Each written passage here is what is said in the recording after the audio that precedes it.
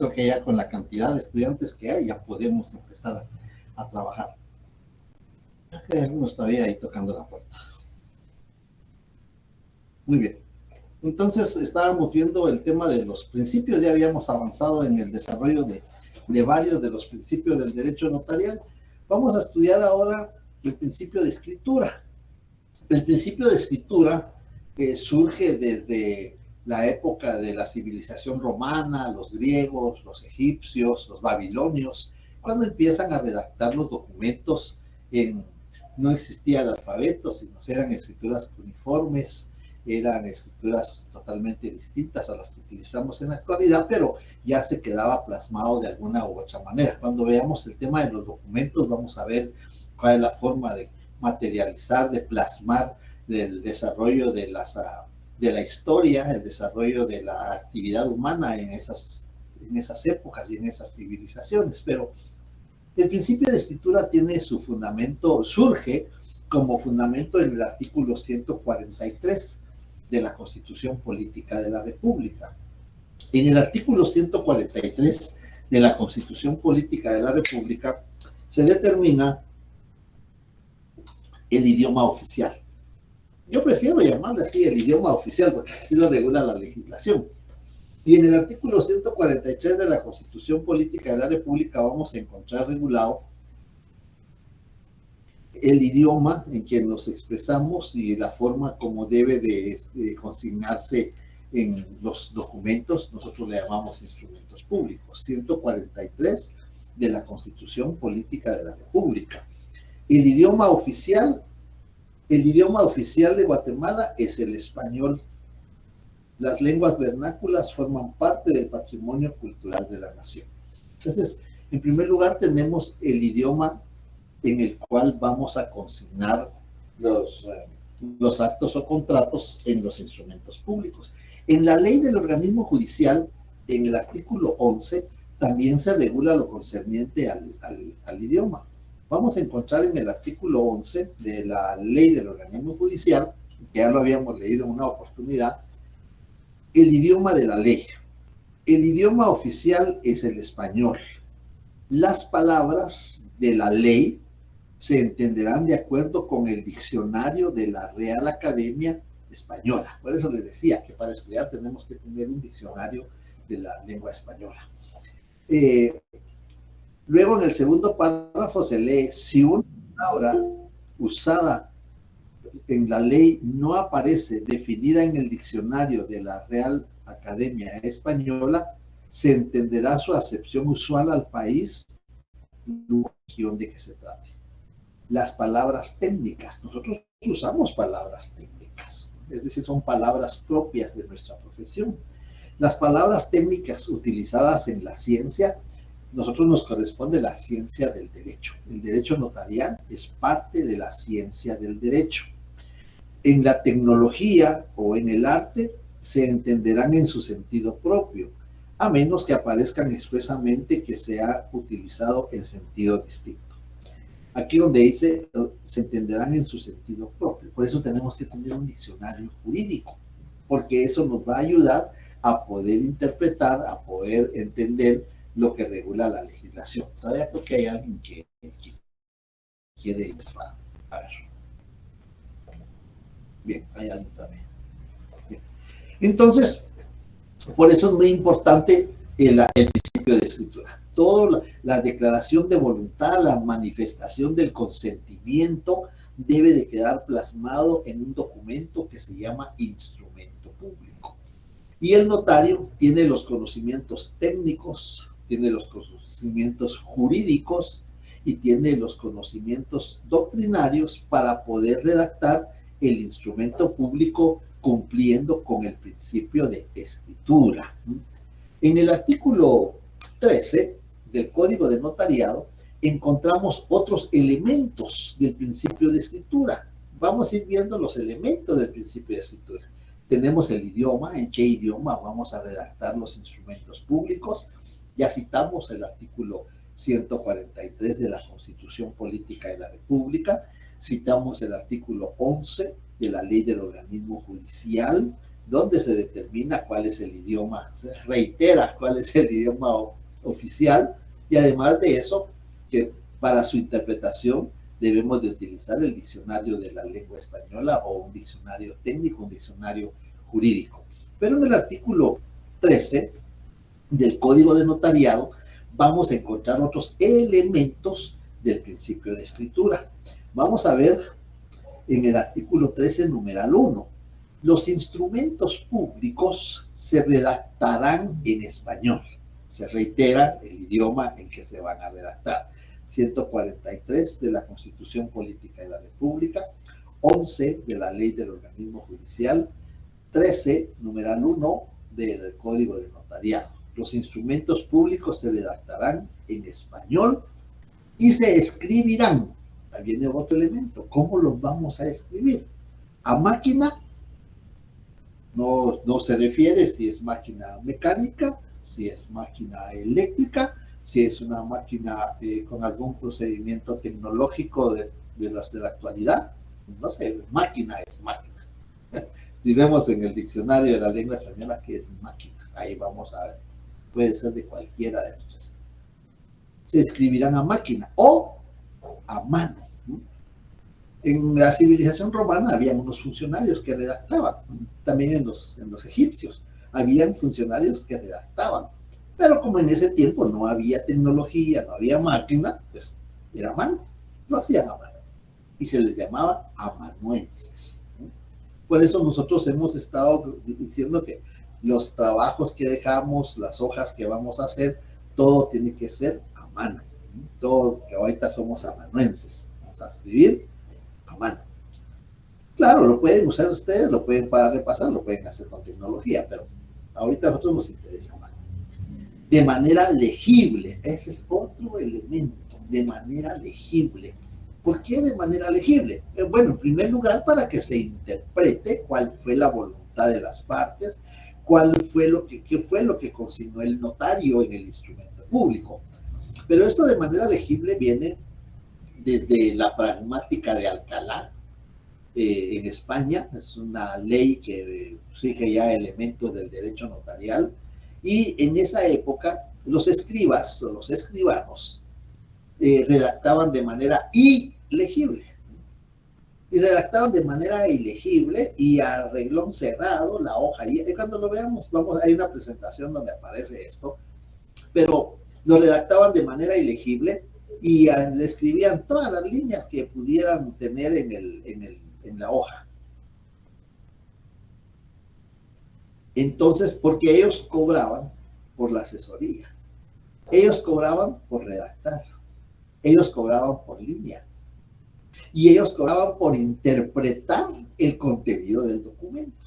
Y en la pragmática de Alcalá se reguló, no, ya no más cobros, solo tienen derecho a cobrar los honorarios y tienen que redactarlo de manera legible para que cualquier persona, especialmente el juez en el caso de la interpretación del contrato, pues tenga la posibilidad de leer el contenido tal como la voluntad de las partes. Por eso es de manera legible. Pero hay otros elementos. De manera legible y sin abreviaturas. No podemos consignar abreviaturas en los instrumentos públicos. Entonces vean los elementos que giran alrededor del principio de escritura. ¿Y en qué clase de papel vamos a redactar los instrumentos públicos? Bueno, pues en el artículo 8 del Código de Notariado, artículo 9 del Código de Notariado ya nos da una orientación. El artículo 9 del Código de Notariado regula, en su parte conducente que voy a leer, las escrituras matrices, actas de protocolación, razones de legalización de firma, se redactarán en papel sellado especial para protocolos. Es decir, utilizamos un papel especial que es un impuesto el que pagamos. Artículo 6 de la ley del impuesto, de la ley del timbre fiscal y papel sellado especial para protocolo. Es la ley del timbre fiscal, por acá la tenía. ¿Alguien tiene su ley del timbre fiscal y papel sellado especial para protocolo? Ahí al alcance, aquí está, ya la encontré. Gracias. Entonces, hágame el favor, Stephanie. Artículo 6. Te escuchamos. Artículo Ley del 6. tipo. De la tarifa específica del impuesto de papel sellado especial para protocolos. Se establece un impuesto de papel sellado especial para protocolos con una tarifa específica de 10 quetzales por cada hoja. Muy bien. Es un impuesto. Porque muchas veces decimos, voy a comprar protocolos. Yo compro un libro, compro una camisa, compro una corbata, porque son, pero el protocolo no es mío. Entonces lo que pagamos ahí es un impuesto. Eso es lo que pagamos. Es un impuesto que se llama papel sellado especial para protocolo. El valor de cada hoja es de 10 quetzales. Y lo distribuyen, algunos dicen lo venden, hasta la ley creo que regula así, lo distribuyen por lotes. Lo distribuyen por lotes de 50 hojas. Desde 50 por 10 nos va a dar 500 quetzales. Es lo que tenemos que pagar para obtener las hojas de papel sellado especial para protocolo. Claro, por supuesto, este es un lote. Si queremos tener 2 lotes, o sea, son 1000 quetzales. 3 lotes, 1500, así, múltiplo de 500 quetzales. Bien. Entonces, no sé si Estefan está pidiendo la palabra. No, licenciado, se me quedó arriba. Muy bien, de acuerdo. Entonces, ese es otro elemento del principio de escritura. ¿Qué soporte? ¿Qué material? ¿En qué papel lo redactamos en su evento público? Pues los 3 que están en el artículo 9, escritura matriz, acta de protocolación, toma de razón de legalización de firma, y el cuarto que nos falta, la transcripción del acta notarial que autoriza el testamento cerrado, se redactan en papel sellado especial para protocolo. Parte del principio de escritura. Se debe de redactar en español, se debe redactar de manera legible, se debe redactar sin abreviaturas. Y eso lo encontramos en el artículo 13, numeral 1 del Código de Notariado. Pero hay otros elementos todavía del principio de escritura. Vamos a encontrar otro elemento en el numeral 4 del artículo 13. En el numeral 4 del artículo 13 del Código de Notariado encontramos otro elemento del principio de escritura. Vamos a ver, André Rivas. ¿Está André? No está André. Ángel Alberto Galvez. Tampoco. Sí, licenciado. Ah, bien. Hágame el favor, artículo 13, numeral 4, por favor. Ahorita se va a leer. Muy bien, Código de Notariado. Artículo 13, ¿va? Artículo 13, numeral 4. Ok. En el cuerpo del instrumento, las fechas, números o cantidades se expresarán con letras. En caso de discrepancia entre lo escrito en letras y cifras, se estará a lo expresado en letras. Muy bien, muchas gracias. Ese es otro elemento del principio de escritura. Las cantidades, las fechas, los números, tenemos que consignarlo en letras. ¿Sí? Hay quienes tienen el estilo y les gusta consignar entre paréntesis con cifras. Yo cuento esta anécdota en el examen técnico profesional. Me dice el sustentante, es que en las escrituras no podemos consignar números, me dice. Entonces le pregunto yo, ¿cómo consigna el precio? ¿Cómo consigna la fecha? ¿Cómo consigna el interés? ¿Cómo consigna la dirección? Si no puede consignar números. En letras. Ajá, correctamente. No podemos consignar cifras. Es que los números, y tenemos que tener mucha atención en esto, los números se representan de 2 maneras. Se representan de 2 maneras. En letras y en cifras. Nosotros los vamos a consignar, los vamos a expresar en letras. ¿Sí? ¿Por qué los vamos a consignar? ¿Por qué no lo consignamos en cifras? Porque las cifras permiten alteración. Y acordémonos que hay un principio que se llama principio de seguridad jurídica, artículo 2. de la Constitución Política de la República. Deberes del Estado. Es un deber del Estado garantizar la seguridad. Pero ese término es muy amplio. Seguridad social ciudadana, seguridad vial, seguridad jurídica. Ese término es muy amplio, la seguridad. Pero a nosotros, los notarios, nos corresponde la seguridad jurídica de los actos o contratos. Eso es lo que nos corresponde a nosotros los notarios. Y el Estado, por eso es que el Estado, a través de la ley, le da la fe pública al notario, para cumplir con ese requisito de garantizar la seguridad. Pero a nosotros nos toca la seguridad jurídica. Por eso es que tenemos fe pública, porque el Estado debe de cumplir con ese deber. Y entonces no podemos consignar cifras. El 1 le cruzamos la pierna y es 4.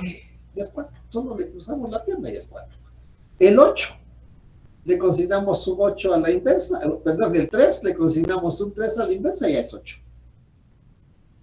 Entonces permite fácil alteración.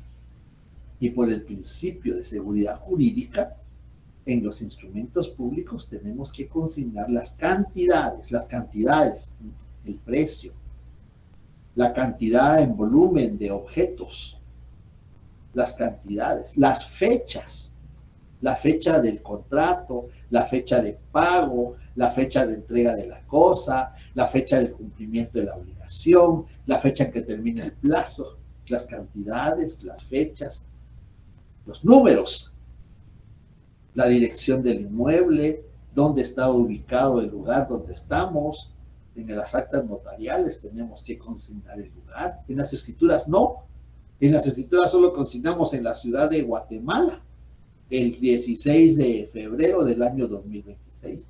Pero en las actas notariales tenemos que consignar en la ciudad de Guatemala el 16 de febrero, en la ciudad de Guatemala, constituido en mi oficina profesional ubicada en el día 16 de febrero del año 2026.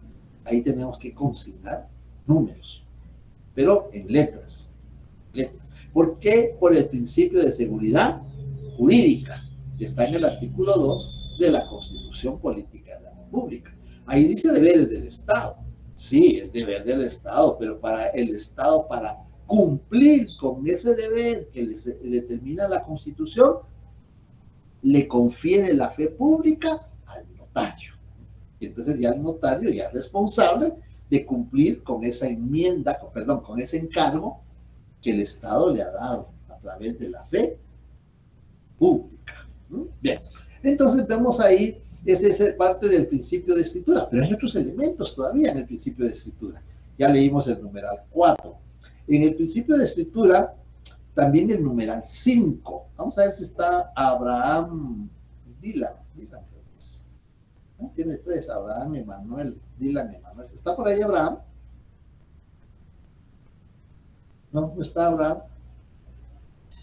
Abraham Lico ya tiene tiempo que no está, pero Abraham no está.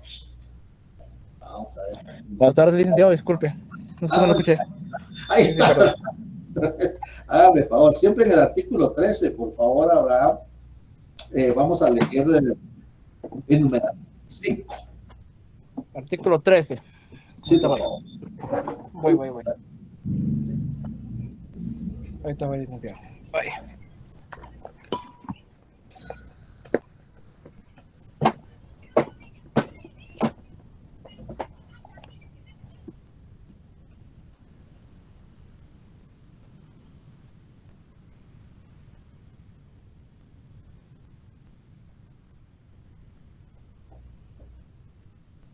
¿Tiene su código de alcance?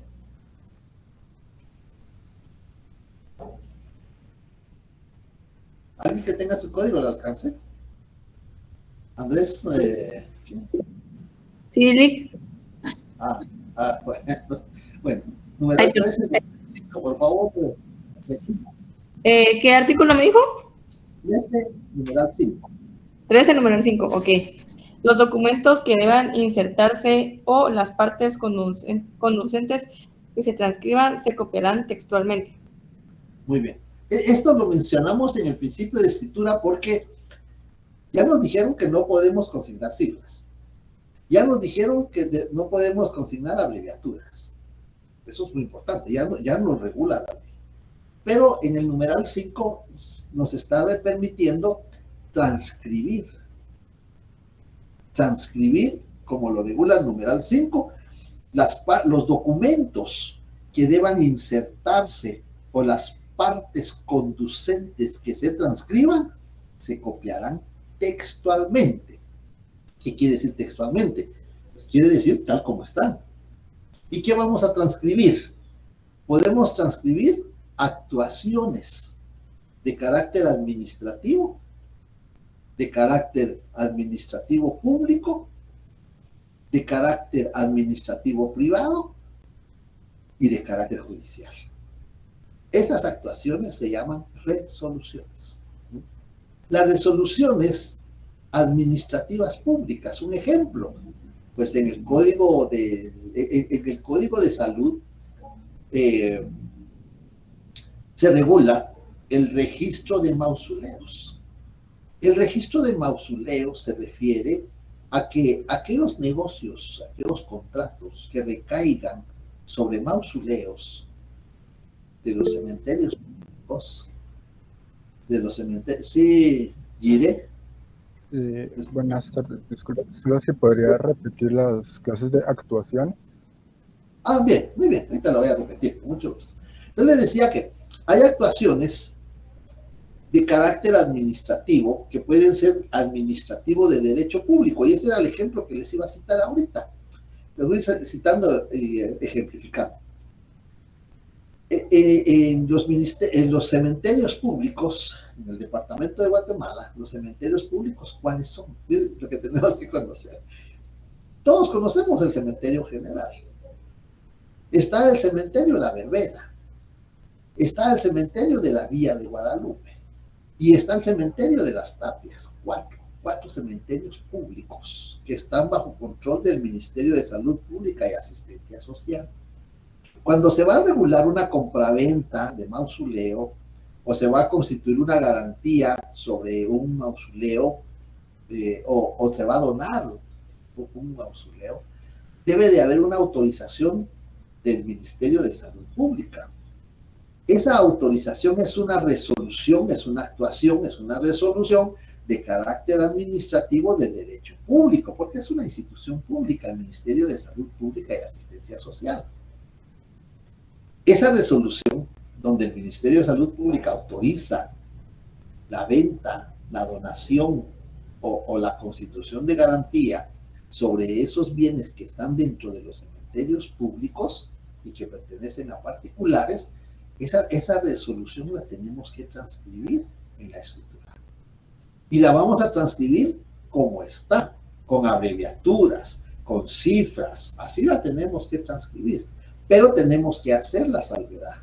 Tengo a la vista la resolución dictada por el Ministerio de Salud Pública y Asistencia Social, Departamento de Registro de Mausoleos, con tal fecha, la que literalmente dice, dos puntos, abrimos las comillas y transcribimos textualmente la resolución de carácter administrativo de derecho público.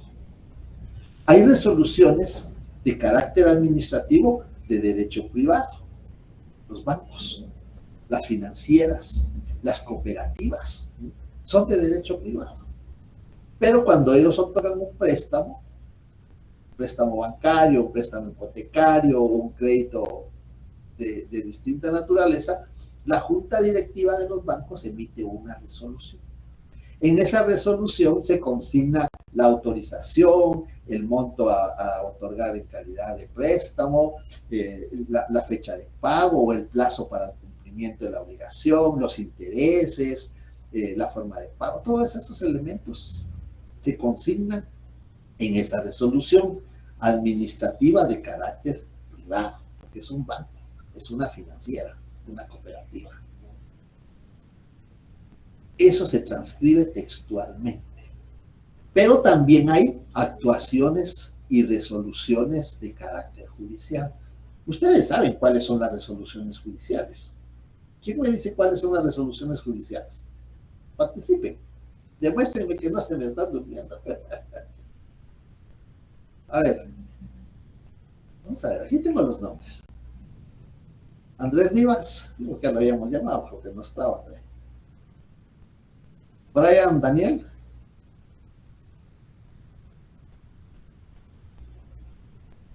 Brenda Leticia. ¿No están? Es que ese es el problema. ¿Son las que resuelven los casos o en tribunales? Sí, pero ¿cuáles son esas resoluciones judiciales? Son tres. Los autos, Decreto, auto y los sentencia, autos y las licenciado. sentencias. Ahí despertaron todos juntos. Los autos, los decretos y las sentencias. Autos, decretos, no secretos, no, decretos. Secretos, no decretos. A ver, se dan cuenta cómo cambia. Miren, eso me va a servir de ejemplo para más adelante. ¿Cómo cambia?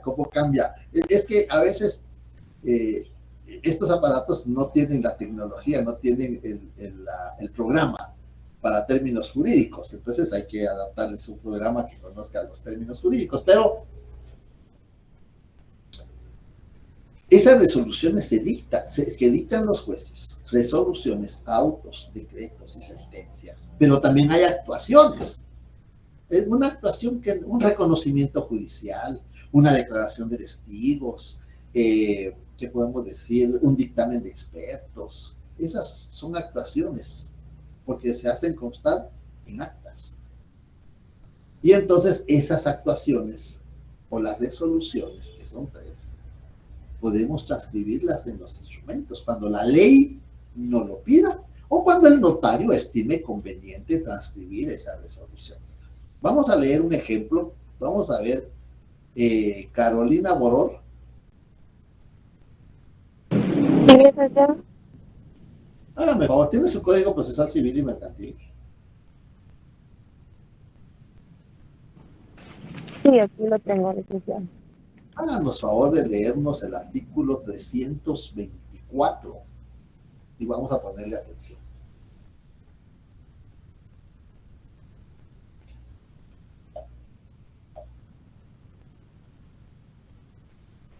Ahorita, licenciado. 324, ¿verdad? Del Código Procesal Civil y Mercantil.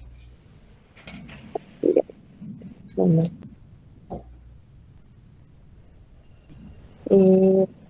324, escrituración. ¿Ah? Llenados los requisitos correspondientes, el juez señalará al ejecutado el término de 3 días para que otorgue la escritura traslativa de dominio.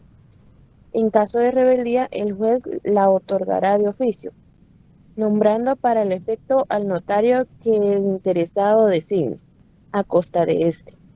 En la escritura se transcribirán el acta de remate y el auto que apruebe la liquidación. Oigan, en la escritura se transcribirán el acta de remate. Esa no es resolución, esa es una actuación judicial, el acta de remate.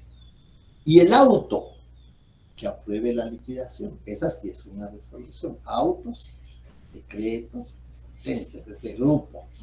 Entonces, en la escritura, por el principio de escritura, vamos a poder transcribir resoluciones de carácter administrativo que pueden ser de derecho público, que pueden ser de derecho privado, resoluciones de carácter judicial, pero también actuaciones judiciales. Por eso el principio de escritura es muy importante y tiene muchos elementos. Vea, seguimos con el artículo, gracias por la lectura. Seguimos por el artículo 13, siguiendo el principio de escritura.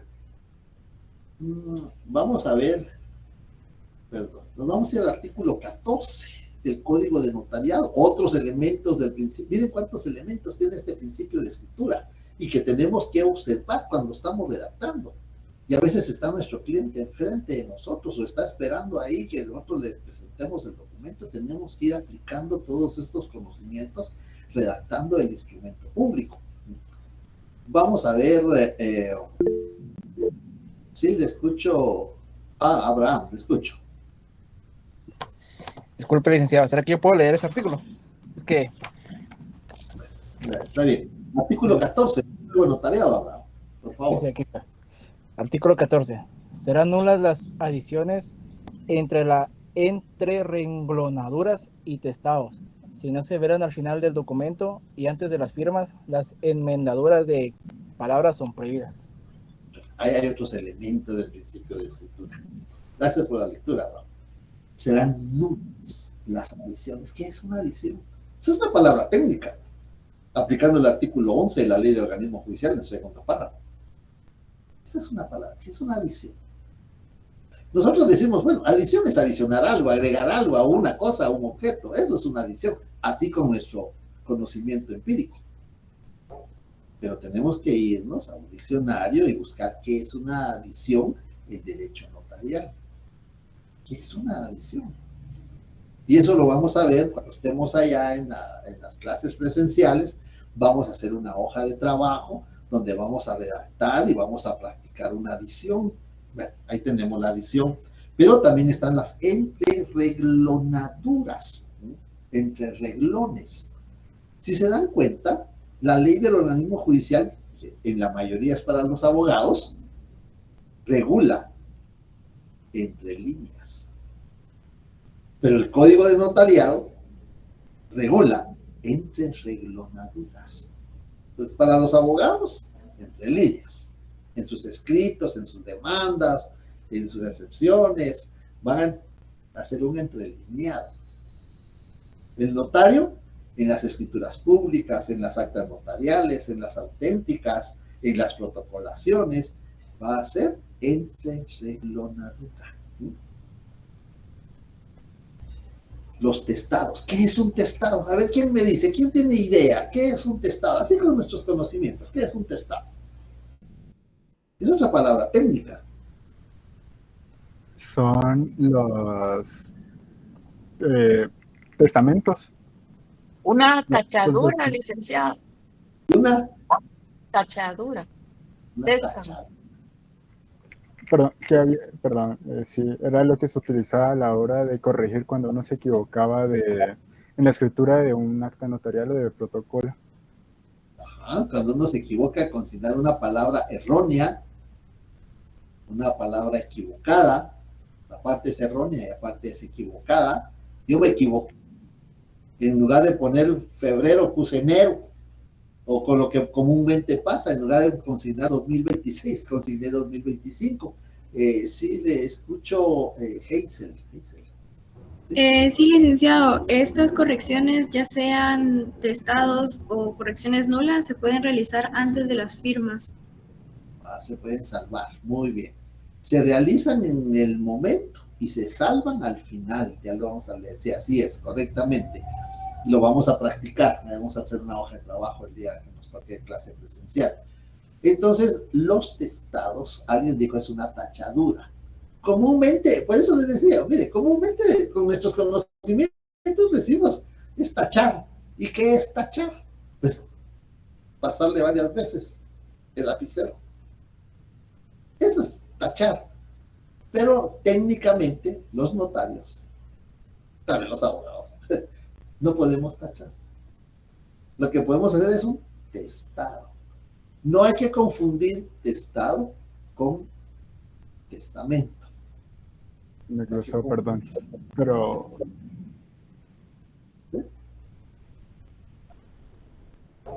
¿Lo escucho, Fidel?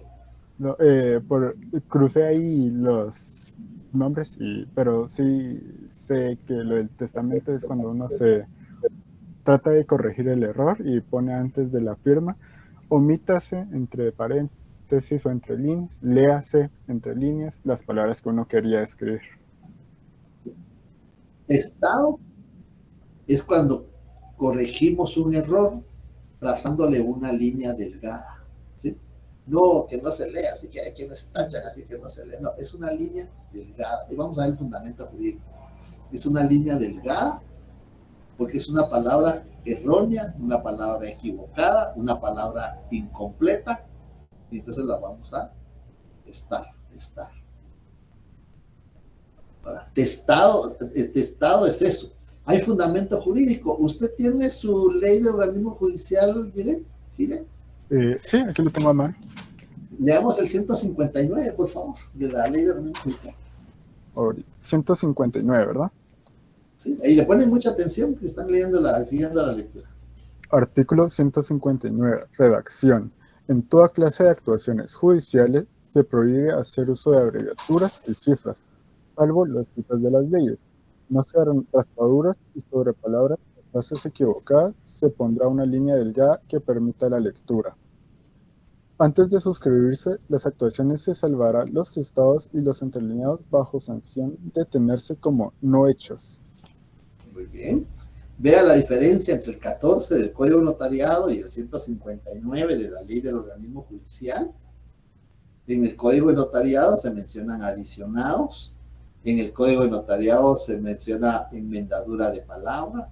En el Código de Notariado se menciona testado, igual que en el 159. En el Código de Notariado se menciona entrereglonadura, a diferencia del 159 de la Ley de Organismo Judicial entre líneas, pero son elementos del principio de escritura.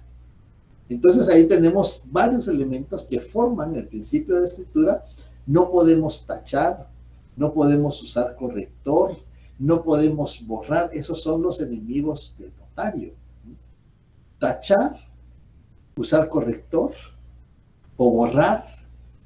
Por eso nosotros pedimos que todo sea con lapicero, todos los trabajos que hacemos a mano con lapicero.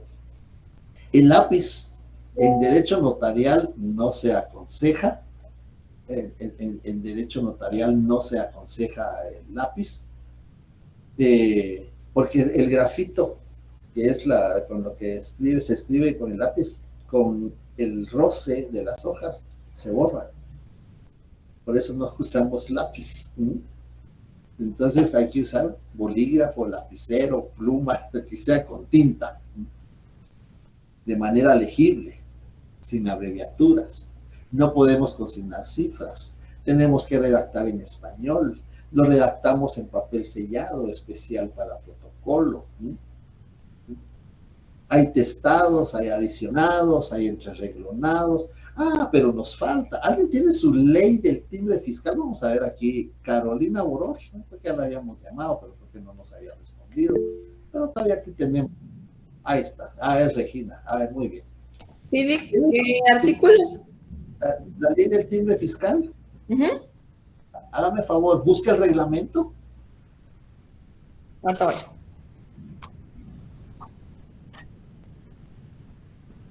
¿Los considerandos no? No, el reglamento. El reglamento de la ley del timbre fiscal. ¿Se recuerda que cuando dimos la lista de leyes pedimos ley del timbre fiscal y su reglamento? Ley del impuesto al valor agregado y su reglamento. Al final está. ¿Cuánto voy? Voy. Aquí está. ¿Sí? ¿Ahora? Artículo 5, por favor. Ok. Dice en el artículo 5, del uso del papel sellado especial para protocolos. Cuando en actos o contratos grabados se haga uso del papel sellado especial para protocolos, lo escrito o impreso en la hoja será 25 líneas por lado o 50 por hoja, pero cuando se excediere de las líneas o de los márgenes, lo escrito o impuesto se tendrá por no puesto, salvo que al final del instrumento se hagan los salvados respectivos, de conformidad con lo establecido en el Código de Notariado. Quedan excluidas de esta disposición las anotaciones y o razones que se hagan en los márgenes del papel en los casos expresamente autorizados en razón del ejercicio profesional que el notario deba efectuar. Ahí en ese párrafito, en ese final que usted leyó, salvo, agréguele. Y quienes hayan hecho la lectura, quienes tengan su ley, agréguele. Ver 36 del Código de Notariado. Ahí hay una razón. Agréguele, ver 36 del Código de Notariado. Ya listo. Bueno, y después ya cuando tenga tiempo, lee el 36 y va a ver qué relación tiene. Bueno, entonces, y eso es para todos, por supuesto, ¿verdad? Ahí tenemos, en derecho notarial, en el principio de escritura, está testado, adicionado, entrereglonado. tres que están en el artículo 14 del Código de Notaría. Pero en el artículo 5 del reglamento de la ley del timbre fiscal y papel sellado especial para protocolo encontramos 2 más. Ya tenemos 3. Vamos a encontrar excedido y fuera de margen.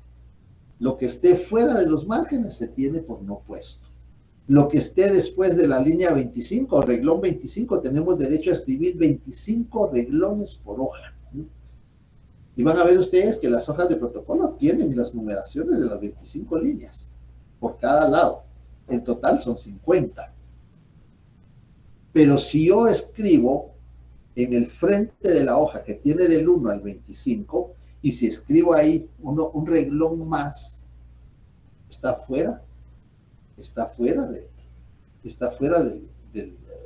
excedido de las 25 líneas, está excedido.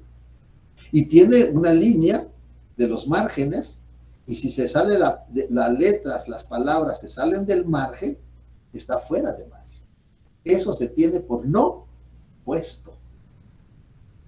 Si escribimos Guate y se nos sale la palabra mala, Guatemala, solo se va a leer Guate. Y eso puede ser una abreviatura. Y en derecho notarial no podemos consignar abreviaturas. Porque lo que está fuera del margen o excedido de las 25 se tiene por no puesto. Aunque esté ahí materialmente, no lo leemos porque se tiene por no puesto, aplicando ese artículo. ¿Y qué vamos a hacer entonces? ¿Lo podemos salvar? Sí, lo podemos salvar. Al final vamos a consignar fuera de margen y copiamos. Mala. Léase. Se nos pasó. Hay veces que la impresora se desconfigura y nos imprime una línea más, un reglón más. Eso se tiene por no puesto, no vale. O lo repetimos a la vuelta, o lo salvamos al final. Excedido, 2 puntos, y consignamos el reglón que se excedió. Léase. Esos son los elementos del principio de escritura. ¿Ven cuántos elementos tiene este principio? El idioma, el soporte, no abreviaturas, consignar todo en letras, cómo se salvan los errores, porque eso se llaman salvados. Los salvados. Y al final, como alguien lo manifestó, al final, antes de las firmas, después de las firmas ya no vale. Antes de las firmas, tanto el 159 de la ley del organismo judicial como el 14 del Código de Notariado, el 5 del reglamento de la ley del timbre fiscal, regulan que deben de salvarse antes de las firmas. Cuando llegamos punto y final, la última letra, la última palabra de la escritura, punto y final. Luego viene adicionado 2 puntos y vamos a copiar qué fue lo que adicionamos. Léase. Testado 2 puntos y vamos a copiar lo que le consignamos una línea delgada. ¿Cuántas palabras le consignamos línea delgada? Léanse. Omítanse. Entrereglonado. Vamos a ver cuántas palabras entrereglonamos. Las copiamos textualmente. Léanse. Las enmendaduras de palabra son prohibidas. ¿Qué es una enmendadura de palabra? Es que, vean, eso es estudiar el derecho. Cuando uno se apasiona por el derecho, no lee, estudia. Y para estudiar, pues ustedes ven, está el fundamento jurídico en el 11 de la ley del organismo judicial. Tenemos que tener nuestro diccionario de la lengua española. Tenemos que tener nuestro diccionario jurídico para estudiar. Alguien me dice, mire, pero es que eso lleva mucho tiempo. Sí, claro, eso lleva mucho tiempo. Pero en el futuro, usted va a ver el resultado. Esos es los principios. Bien, entonces ahí vemos el principio de escritura. No sé si hay alguna duda, algún comentario, alguna observación, algo que quieran agregar. El principio de forma ya lo vimos, eso lo vimos en la sesión anterior, en forma presencial, vimos los requisitos que debe de cumplir una escritura pública o los instrumentos públicos. Vamos a hacer una pequeña recopilación. Los requisitos, y aquí aplicamos el derecho notarial puro y el derecho notarial aplicado. Porque entonces vamos a acuerdan las normas jurídicas del derecho notarial puro, derecho notarial aplicado, normas jurídicas de jurisdicción voluntaria. 3 categorías de normas jurídicas. Y eso es lo que nos va a servir al principio de forma. Porque tanto el derecho notarial puro, el derecho notarial aplicado, como las normas jurídicas de jurisdicción voluntaria nos dan lineamientos de forma. ¿Cómo redacto un acta notarial de protesto? Bueno, pues nos vamos derecho notarial puro, nos vamos al 580 del Código de Comercio. ¿Cómo redacto un acta notarial de inventario? Esos son temas del próximo semestre, pero tenemos ahorita que llevar esos conocimientos para que en el próximo semestre que los vamos a aplicar, pues ya sabemos nosotros dónde los vamos a encontrar. ¿Cómo entonces qué requisitos vamos para un acta notarial de inventario? Pues nos vamos al 558 del Código Procesal Civil y Mercantil. Es que me contrataron el sábado, estuve autorizando un matrimonio en un departamento fuera de Guatemala. ¿Y qué requisitos voy a cumplir para este matrimonio? 93 del Código Civil. Ustedes ven cómo surgen ahora los edificios. Bueno, es que sorprendido, tenía tiempo de no pasar por un lugar y luego cuando veo, qué cantidad de edificios los que han construido aquí. El régimen de propiedad horizontal. Entonces, el régimen de propiedad horizontal, ¿cómo autorizo yo una escritura de propiedad horizontal? Aquí lo vamos a buscar en el derecho notarial aplicado. Aquí está. ¿Cómo autorizo yo una escritura de propiedad horizontal? Derecho notarial aplicado. Me voy al Código Civil. 531 del Código Civil. Solo les voy a leer la parte que nos interesa por el momento. Debe constituirse por escritura pública un régimen de propiedad horizontal. Ustedes han dado cuenta cómo están proliferando los edificios ahora en Guatemala. El régimen de propiedad horizontal se debe constituir por escritura pública. Necesitan un notario. Obligadamente necesitan un notario. No hay otra forma como constituirlo. Que ha de inscribirse en el registro de la propiedad inmueble. La escritura constitutiva debe contener los requisitos siguientes. Miren, requisitos de forma. ¿Cómo vamos a redactar una escritura donde se va a someter un inmueble al régimen de propiedad horizontal? Ustedes son notarios del futuro.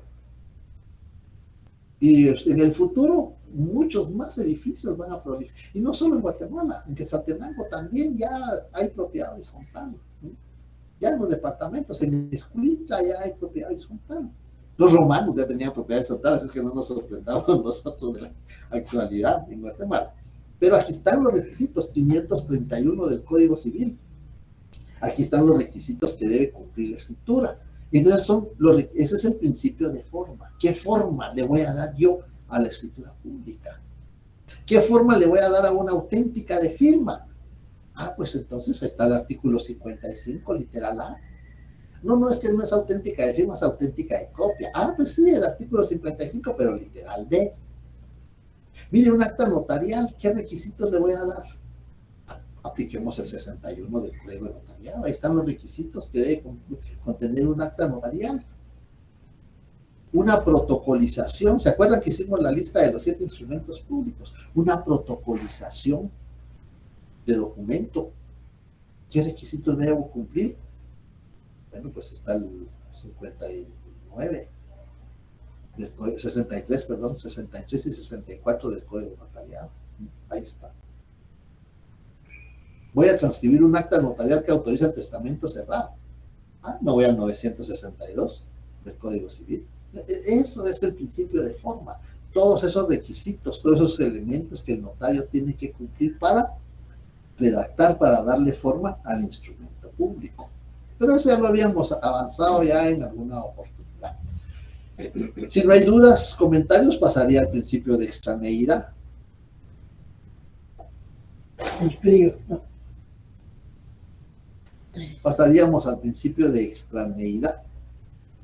El principio de extraneidad viene de la palabra extraño. El principio de extraneidad quiere decir que nosotros como notarios no podemos actuar con parientes.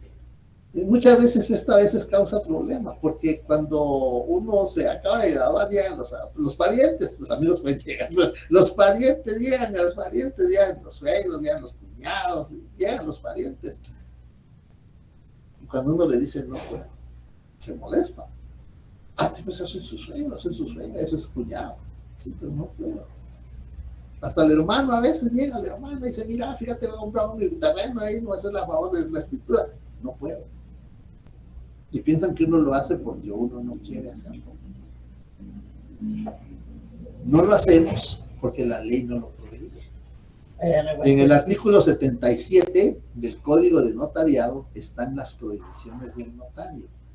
Al notario le es prohibido autorizar actos o contratos a favor suyo o de sus parientes dentro del grado de ley. ¿Cuáles son los grados de ley? ¿Cuáles son los grados del parentesco? A ver, ¿quién me dice? Eso es derecho civil 1. A ver, alguien que me demuestre que no está dormido. A ver, vamos a ver, Carolina. Carolina, ¿verdad? Sí. No, Claudia, perdón, Claudia. Buenas tardes, licenciado. Segundo por afinidad y cuarto de consanguinidad. Muy bien, muy bien. Entonces usted sabe perfectamente, como usted es jurista, sabe, cuando llegue a alguien que esté dentro de esos grados de parentesco, usted no puede autorizarles. A eso se lleve el principio de extraneidad, que solo podemos actuar con personas que no tienen un grado de parentesco con nosotros, parentesco por consanguinidad, parentesco por afinidad. No podemos. El término extraño no es en el sentido estricto de la palabra, porque puede ser que no es extraño, es mi amigo de la infancia, es mi vecino que lo conozco desde hace años, o estuvo conmigo en la facultad estudiando. Muchas personas que no son extraños, son conocidos, pero no tienen ningún vínculo de parentesco con el notario. A eso se refiere el principio de extraneidad. Y ahí está regulado en el artículo 77, numeral 1 del Código de Notariado. Al notario le es prohibido autorizar actos o contratos en favor suyo o de sus parientes. ¿Sí? A eso se refiere el principio de extraneidad. Y por último, el principio de inmediación, creo que algo ya habíamos mencionado, las antefirmas.